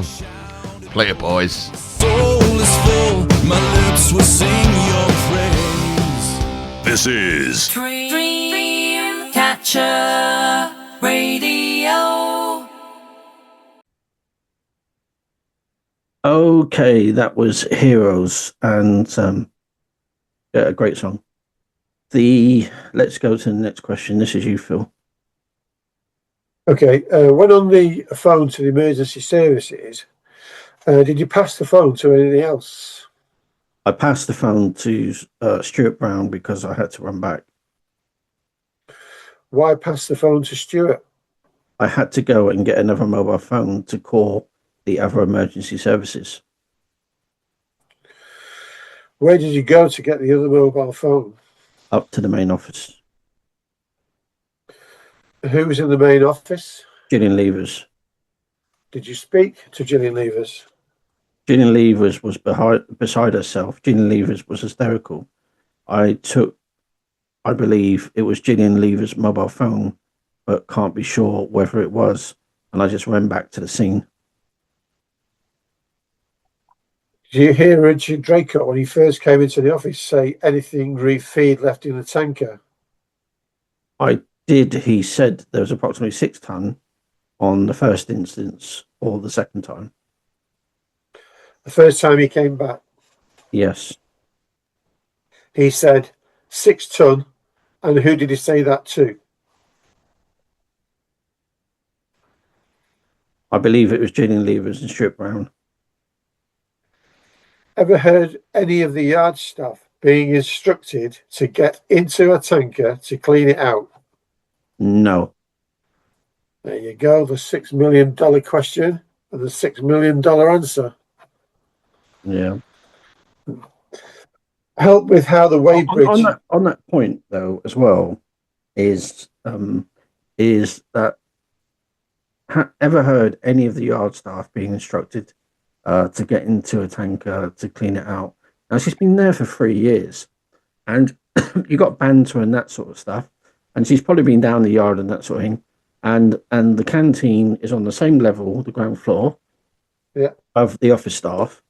You would imagine they would be talking, I've just been in a tanker and all that sort of stuff. And what a word I use, and it's probably not the most appropriate word, an event happened, that was out of the ordinary. And I always call them events because I can't think of a more appropriate word. Something happened that was not normal. So, for example, for Curtis to run up about basically there's someone in the tanker. Draycott. Sorry, Richard Draycott. Sorry, I apologise. Nigel Curtis was next, wasn't it? Allegedly. Anyway, he didn't come to the office. He was in Dave Maruniak come to fetch him. He's the mysterious man who come to fetch Nigel Curtis. They both walked into the mixing shed. They didn't run, they walked. Yeah, which is obviously telling in itself, but you have to... Well, let's not forget, as you two guys have been to the site, Alex Fortune was always in the main office. The year before, sorry, it wasn't. It was in, I think, the autumn of 2016. Remember, we weren't there. We'd semi-retired. Nigel Curtis claimed that he came into the office with Robin Neve demanding breathing apparatus from her and Shelley. Well, Alex Fortune would have been there. No mention of this revolt with Alex, is there? Or the other revolt with the Maruniacs and Robin Neve. Apparently 2 revolts. None. Yeah. I mean, in the presentation, that they did for FEMAS, the PPE, none of it referred to face mask or breathing apparatus for going into tankers. No. It's hard to justify all the lies. You know, how can you justify a lie? You can't. But what you can do is establish, to the best of your knowledge, information gathered by all the witnesses that have given evidence. And we all know many witnesses weren't allowed to give evidence for unknown reasons. We can only take an inference from that. Okay, Phil, carry on. What evidence is there for people going into tankers? Where's that? Anywhere. Apart from I see what you're saying. Sorry, I thought that was the next one. I was thinking, no, I'm reading the wrong script here. No. Well, there is none, is there? Because I mean, whilst Ian's a colourful character, but I can pretty much guarantee he doesn't want his staff to die. So it makes absolute nonsense. Well, I've shared a video clip at my mum's when I was washing a tanker out from the lid. I've still got the scar over my eye. I fell in, and Frank Renshaw dragged me out. I was, it was hysterical. My mum only mentioned yesterday when she took me up to the doctors. I don't know, would I be about 10 or 11? I didn't know this. I know I swore. When she was sewing me up, the doctor's wife actually was a nurse. I apparently told her to F off. Fair enough. Those were the days, wasn't it? Now you have to do it under your breath. Well, I don't actually swear too much, especially in public or in front of ladies. Yeah. I never swore in front of my dad, so I should imagine that's why my mum was shot. But I think I was in some pain while she was stitching me up. Yeah, because okay, fine. So basically, she saying no, but what I go back to is the reference of site banter and conversations that you would normally have. She's saying no, and in all honesty, she's not protecting you here, Ian. She's just talking what appears to be information to the best of her knowledge. Let's carry on anyway. Let's see how this goes. Okay, so help with how the weighbridge system works at Greenfeeds. What happens when a tanker comes back from a delivery? It's dependent on if there is a weighbridge where they delivered. If they go to a farm, she's shown some knowledge here, yeah? Okay. If they go to a farm and a weighbridge there, they weigh on and off there. They should be original ticket from Greenfeeds when they weigh off. The purpose of weighing tankers? To enable whoever invoicing to know what product was delivered to the farm or where it's going to. Who in the office deals with weighbridge tickets? That would be Gillian Leivers. Who would give Gillian Leivers the weighbridge tickets? Drivers after the end of the shift, handed in with other information. Drivers run sheet and job tickets as well. I'm going to interact here. There's a tray, and the drivers put everything in the tray. Let's not forget, Alex was there 3 years before, but she remained there for, I think, until 2019. So the bigger, Gillian was running the entire ship after the deaths. So she referred to that, but everything went into Gillian wasn't always there. Alex was there all the time. So a lot of the time, for all these people, it was past Alex. But there was a tray where everything went. But did you notice how Gillian takes these weighbridge tickets? Boy, Gillian did everything, didn't she? Yeah, There's no point of having staff. No one's denied there was a tray, Ian, by the way. No one's denied that to date. Unless overnight drivers and they were left in the canteen to pick up. There was a tray out in the foyer from memory, not the canteen. Wouldn't be very professional leaving paperwork in the canteen when you've got the foyer and a tray to leave everything there in the middle as you walk through the main doors. Yeah. So 22nd of December 2016, When Richard Draycott first came into the office, remember if he had a Weybridge ticket with him or not? I can't remember. Thank you. No questions from MB. That's your lawyer, barrister. Company barrister, no questions from him. Okay, then we go on to JA. This is you now, Phil. Jim Agros, is it? Yeah. So represent Gillian's barrister. So let me just, sorry, I'm being rude. I should imagine Jim Agros is going to mention Gillian quite a lot now, isn't he? Pass. You'd think so. He's a defence barrister, so. So represent Gillian Leivers. A few general questions. So you worked at Greenfeeds for quite a while and always worked in the office.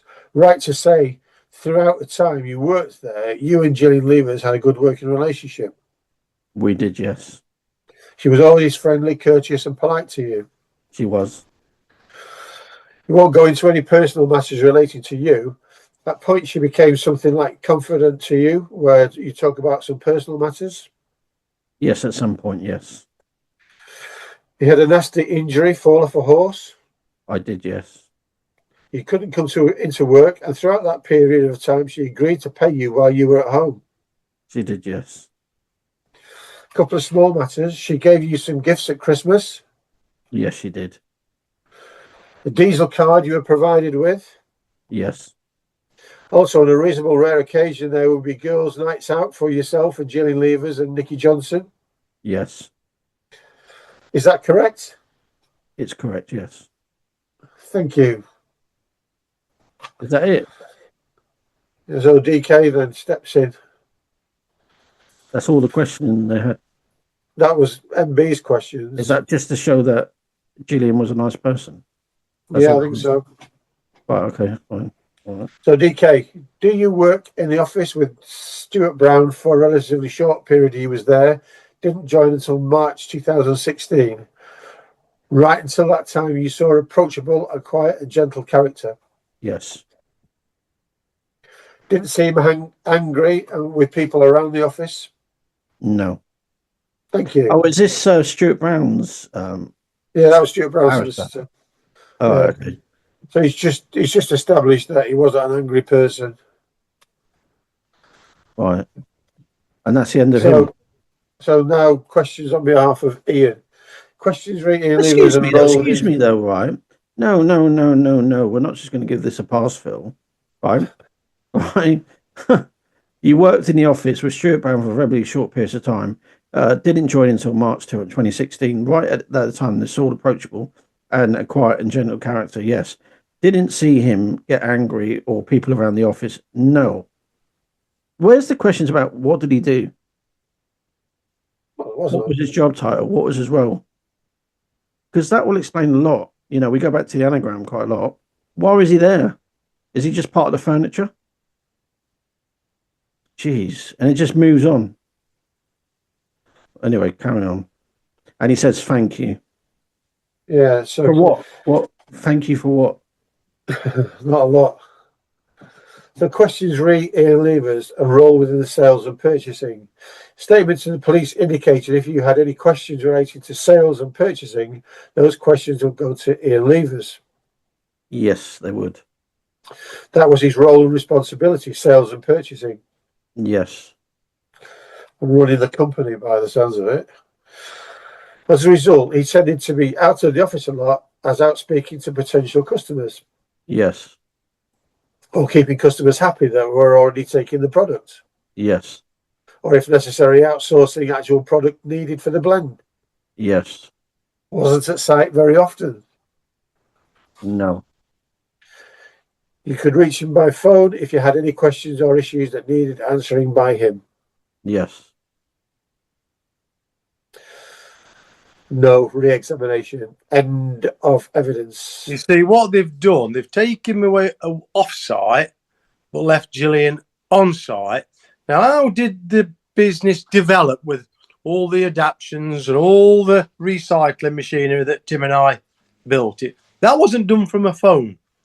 I was there. You've seen my office upstairs, but what they wanted to do was take me away from site and leave Gillian on site. And where is Lance Leivers in all of this?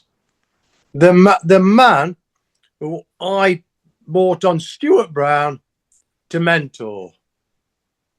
Who was there on the night, of course? On the day? Or was that by accident? Had he popped in for some fish and chips? Well, no, sorry, it was Thursday, not Friday, because on Fridays, I bought my staff, the entirety of them, fish and chips, and it could have been 50, 60 quid, £100 bill at the local fish and chip shop, along with giving them all a diesel card. Yeah, I think the one thing again that's missing from this is because, like, for example, if you interview 8 different witnesses about the same crime scene, I guarantee you will almost get 7 different stories. Yeah. Yeah. What's missing is getting those 7 different stories. Yeah. And getting the consensus in this. You are so right, Brad. There, aren't you? To see what clash of who said this, who said that, does that correlate together? And none of it would it, in this case? Well, we've got independent stories, and sadly, they all contradict one another. All of them, but you don't get you can't. It's so difficult to build a timeline in such a short space of a window. Which, I mean, Phil, you have to agree with me, using your experience, that it's almost like Mission Impossible. Yeah, and Alex is down there at the scene, Brad, as we know, she's confirmed this, using the mobile phone. Took Gillian's phone, came back up for a mobile phone to go down to talk to emergency services. Wouldn't they want to the timeline of what she saw down there whilst Jake, when he ran to the scene and cut the tanker open? Because let me tell you, Alex was so involved, because that's the sort of woman she was. You can tell she was very good. In distress. You can tell. Unfortunately, Phil, you've scanned in a Post-it note. Yeah, I did that on purpose, actually. But oh, did you? Why? Just to say Alex is out, basically. She's finished. Oh, okay. So tell me where and there are police transcripts of the emergency services conversations with whoever reported this incident to them.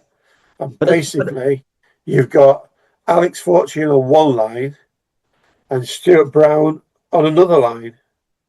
They can hear them both, basically. Yeah, we've covered that on the previous episode. Yeah, so we have. Yeah. Our conspiracy listeners, I'm going to try and read out some of this, but I can't see all of it. JH, intending to call Martin Vardy this afternoon, he has not come to court. We understand from the police he sent text message in the morning, 9:09. Text message didn't find officer until 14:20. MB has difficulties at work. Actually, you've got the document. Just pull the Post-it note off and read it out. Which bit do you want me to read out? All of it. Hey? All the bottom bit, all that bottom section with a poster. All I've got, right, is JHJ, JHJ, MGJ, MG, DK, and this Post-it note, which is right slap in the centre of those paragraphs, which says Alex out, day 8, 10th of May. Yeah. Can you read the original? Yeah. Yeah, pull off the Post-it now and just read it out for the sake of listeners. Well, I'll have to get the folder, won't I? I think we're hiding pull it off the bloody screen. It's on the screen as yours is on the screen. How far away is the folder? Like so. It's right next to me. Okay. We can go to a music break. Oh, no, sure. You have to talk amongst yourselves. Finding stuff in here is a nightmare.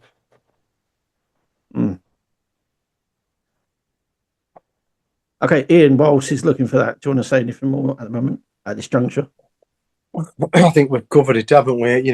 Alex, no questions really by the defence, none.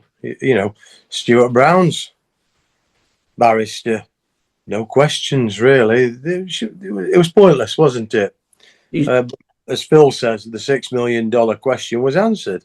She'd never heard or saw anyone in a tanker.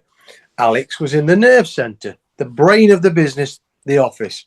All calls from my farmers to pass in an order was done by telephone. Alex would take the order and she'd ring down to the Maruniacs to pass over the order. That's why they had worked mobile phones.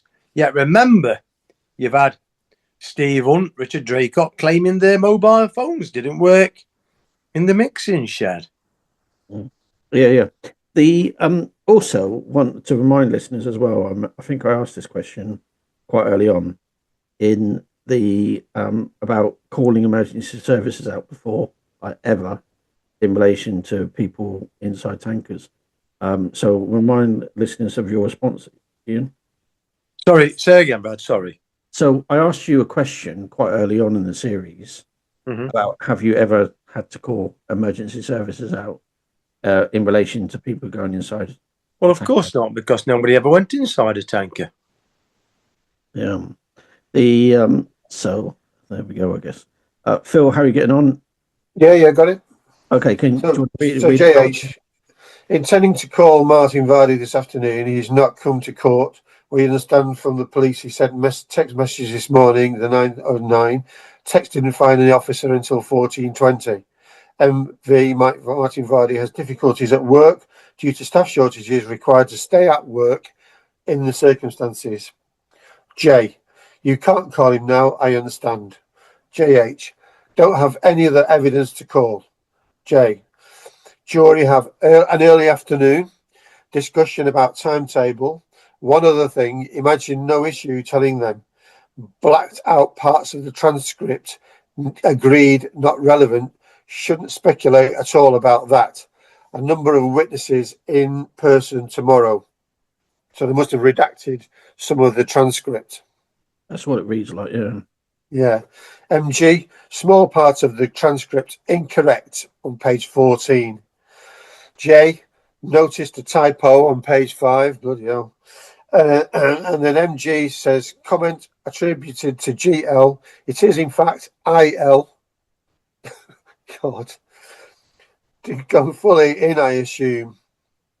Yeah, it says Lance Leivers, not IL. It is Lance Leivers. Yeah, it says it's Lance Leivers. Okay, they got it completely wrong.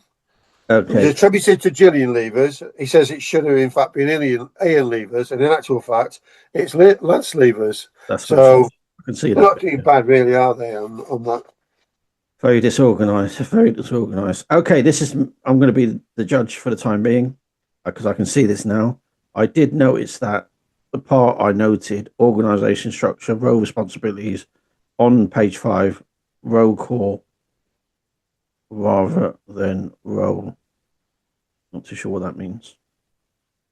You can see the structure, but I'm not too sure what roll call rather than role. I don't get that bit.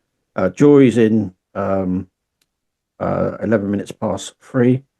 JH going to correct 3 agreed. Oh, I see. So he's going to talk to the jury now about changes.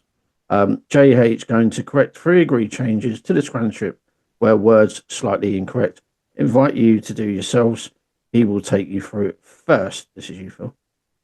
Transcript on page 5. Thorough roll call should be roll.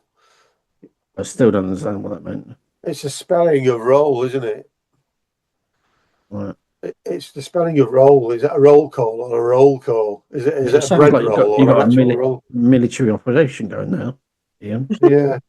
Tragic, not traffic. So there's another typo. Page 14, short answer, Gillian Leivers. I did. That's not Gillian Leivers. That's Lance Leivers. That concludes the evidence for this afternoon. Okay. Passages on transcript blacked out, which means redacted. Nothing sinister agreed by all parties. Those entries aren't relevant and reduced down. Just because something blacked out doesn't read anything into that at all. Really? No more evidence this afternoon. This sort of thing does sometimes happen. There are no more witnesses for you to hear this afternoon, 10 a.m. Tomorrow, jury out, 15:16. JH timetable. This is you now, Phil. We had very constructive discussions at the bar. Does that mean like? I think that's bar? No. That's obviously at the bar, as in before the judge. What they say? It might as well have been at a pub bar. Where they say, "Come forward and let's talk," and they switch the microphone off. Anticipate maybe learned friends do not all agree, but invite them to say no if they don't. Tomorrow, calling Martin Vardy and Sam Rummage. Oh, God. We intend to read edited statements from Dion Matchett, Cameron Shearstone, Connor Hall, Adrian Walker, Carol Walker, Gareth Rawson, and Michael Johnson. Gareth Rawson, the very same person who was speaking to the juror member. Yeah, Gareth Rawson, I've heard that name before. I've Yeah, not heard any of these other names before. So we've got Dion Matchett. Who is I believe that was Nathan's girlfriend. Right. She's the one that got the message saying, I've got to go into a tanker again. Well, from what we've discovered and learned with this corrupt trial, those texts were put in afterwards. Wait, how did you learn that? Well, with everything else that we've gathered over this past year, of course, you know, with the fake photograph of Andy Hargreaves in the tanker, you know, body cam footage being deleted, CCTV footage being wiped, cleaned the hard drive, witnesses' statements changed multiple times. Of course, they wrote in from Nathan's phone later. Of course they did. Like to see the timestamp. Was Dion Matchett's phone interrogated? I think they just pulled off just screenshots of it and used it. Of course, there would be no timestamps on, would there? Yeah, there's ways of checking them, isn't there? Correct. In due course. Cameron Shearstone, who's he? Who's that? Sorry? Cameron Shearstone. I'm not the foggiest. Okay, Connor Hall. Not a clue. And you don't recall any of these people from the trial? No. Adrian Walker? Adrian Walker. And there's a Carol Walker as well. I don't know if that helps out. To be mum and dad of Nathan. Oh, okay, I see. The Michael Johnson, I know Gareth. Well, they brought in the families, didn't they, to read statements from them, but we couldn't have no Leivers apart from Gillian. Were they impact statements then? But that's what I was just thinking, Phil, actually. I know impact statements came later. I wouldn't have thought they arrived at this juncture. What the bloody hell are they doing here now then? Well, let's wait to see. That there may not be impact statements. There may be evidence that they was taken from them. I can understand Dion if she's got a text message saying, I'm being asked to go into a tanker again. I can understand that one. Michael Johnson, do you know who that is? Not a fan, no. Basketball player, isn't he? Listen, it's coming back to Dion Matchett, Brad. Yeah. Just read the start of that sentence.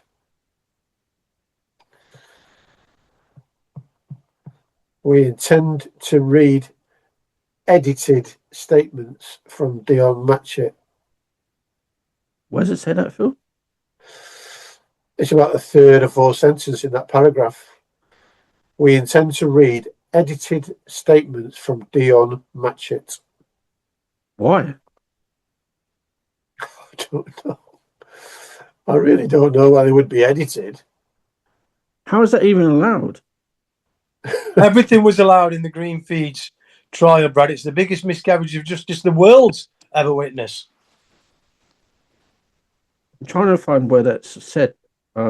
Let's just go on after Michael Johnson, Phil, because this is you. Well, you know all those names you read out, yeah, Walkers and Rawsons and stuff like that. Yeah, the name Dion Matchett's there, isn't it? It's just before Dion Matchett. Oh yeah, I missed that, Phil. How did I miss that? Oh, editing statements for all of them. It's not just her; it's all encompassing. Yeah. I intend to read edit. I missed that, Phil. Well done, well spotted. I intend to read edited statements from.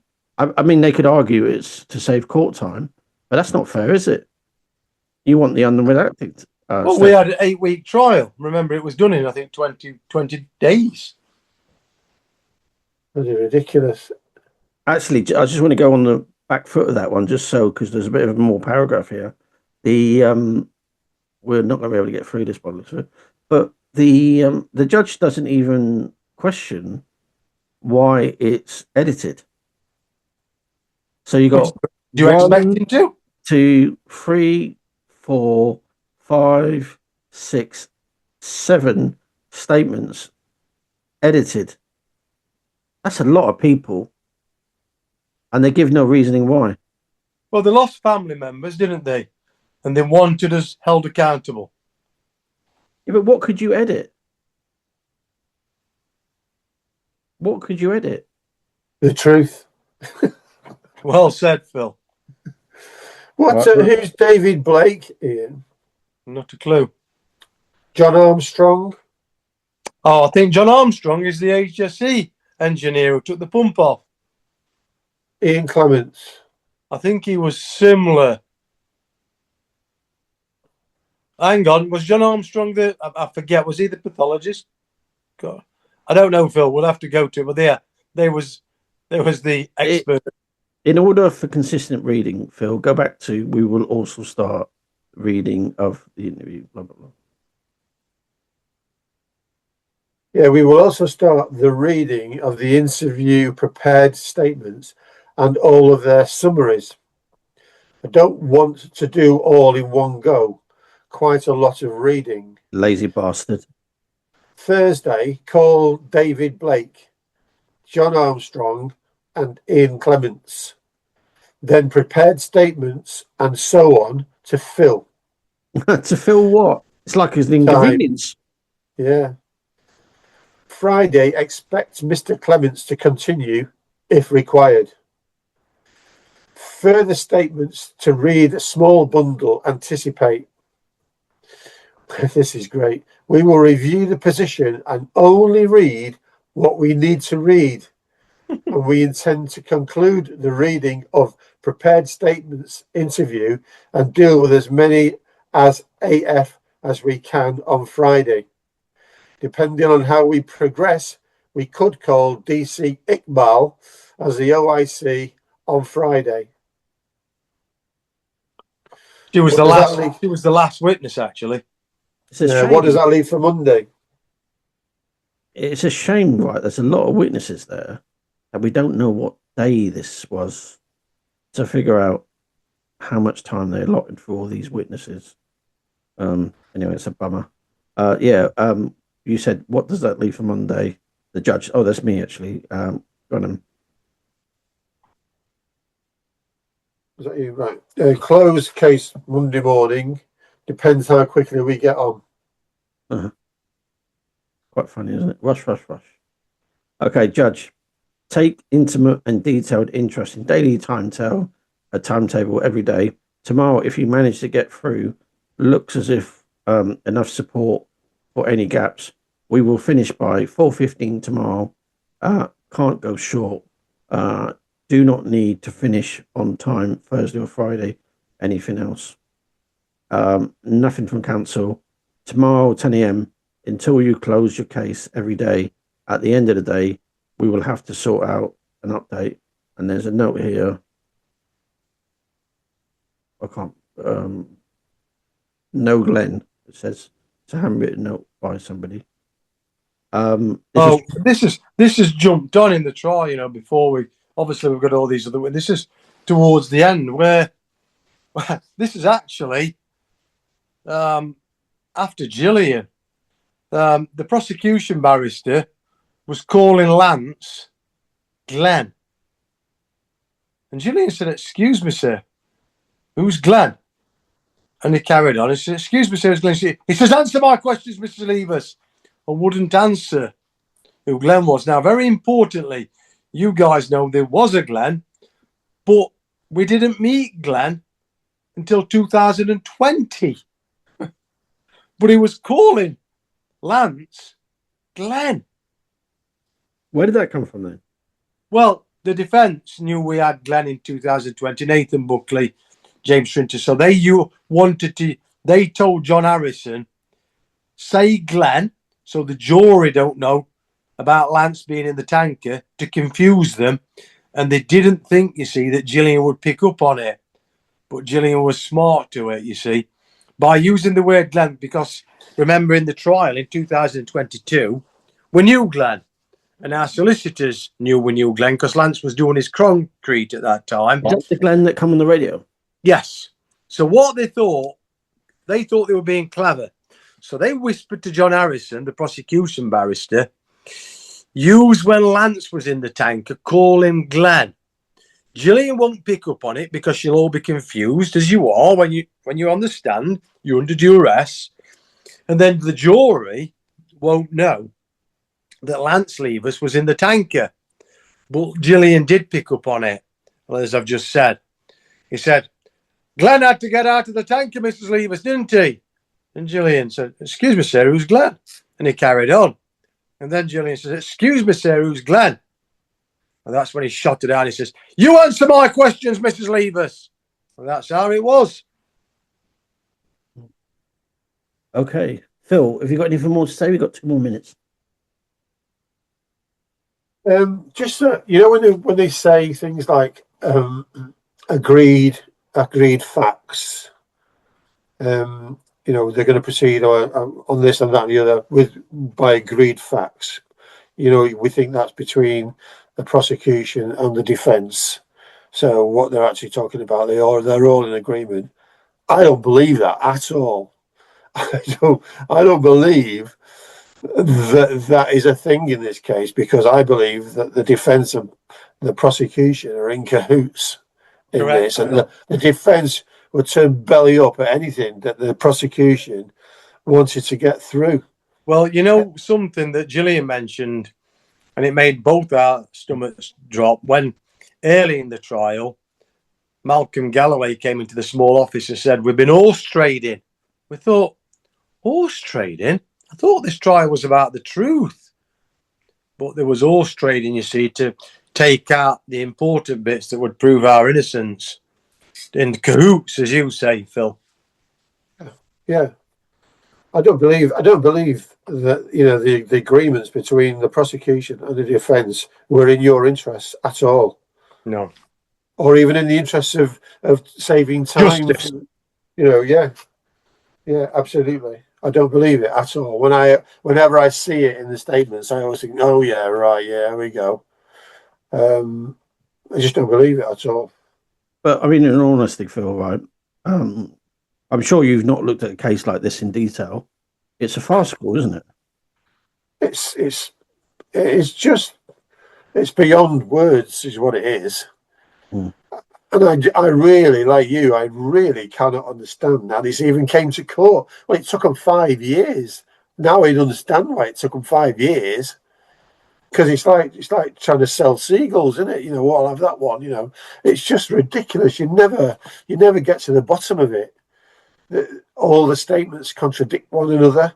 All the people who are brought to give evidence in court lied through their back teeth. Some of them not so much. They're just defending their family members. But I mean, even so, a lie is a lie is a lie. And ultimately, I think I said last time in the last program, we're here sort of like pointing all these contradictions out and even laughing at times, because it's like that bloody experts evidence here. That's laughable. And we're talking about all this, but ultimately, while we're all trying to wade through this soup of crap, Gillian Leivers is in prison. And for a long time. One thing I did do is do a freedom of information quest. I forgot to mention this actually, about how many defence cases go before the Crown Court where a defence witness is never put up. And ironically, there's no statistics. I don't know if you knew that. Anyway, we need to go. Who wants to do the final song? Yeah, I'll do it. Okay, go ahead. We'll have Confide in Me by Kylie Minogue. Right. It's kind of ironic. All right, fine. All right. Goodbye, guys. Cheers, guys. Thank you. Thank you so much.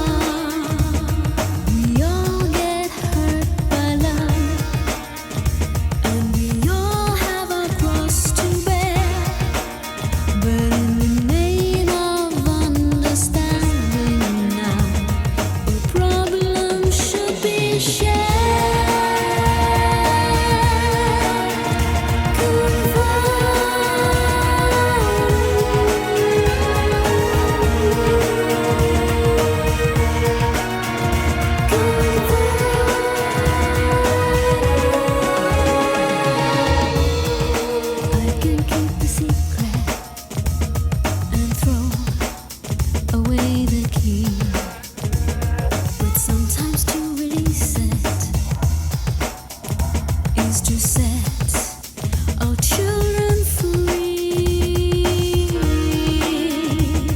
We all get hurt by love, and we all have a cross to bear. But in the name of understanding now, our problems should be shared.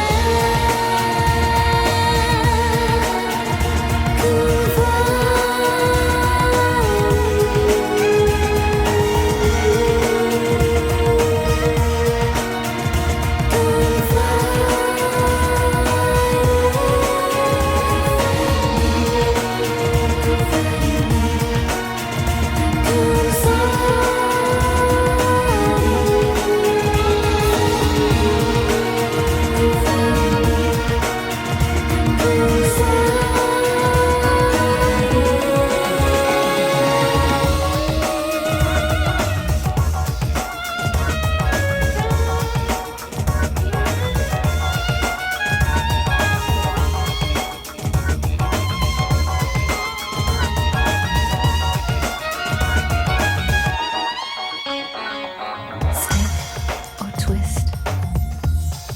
The choice is yours, hit or miss.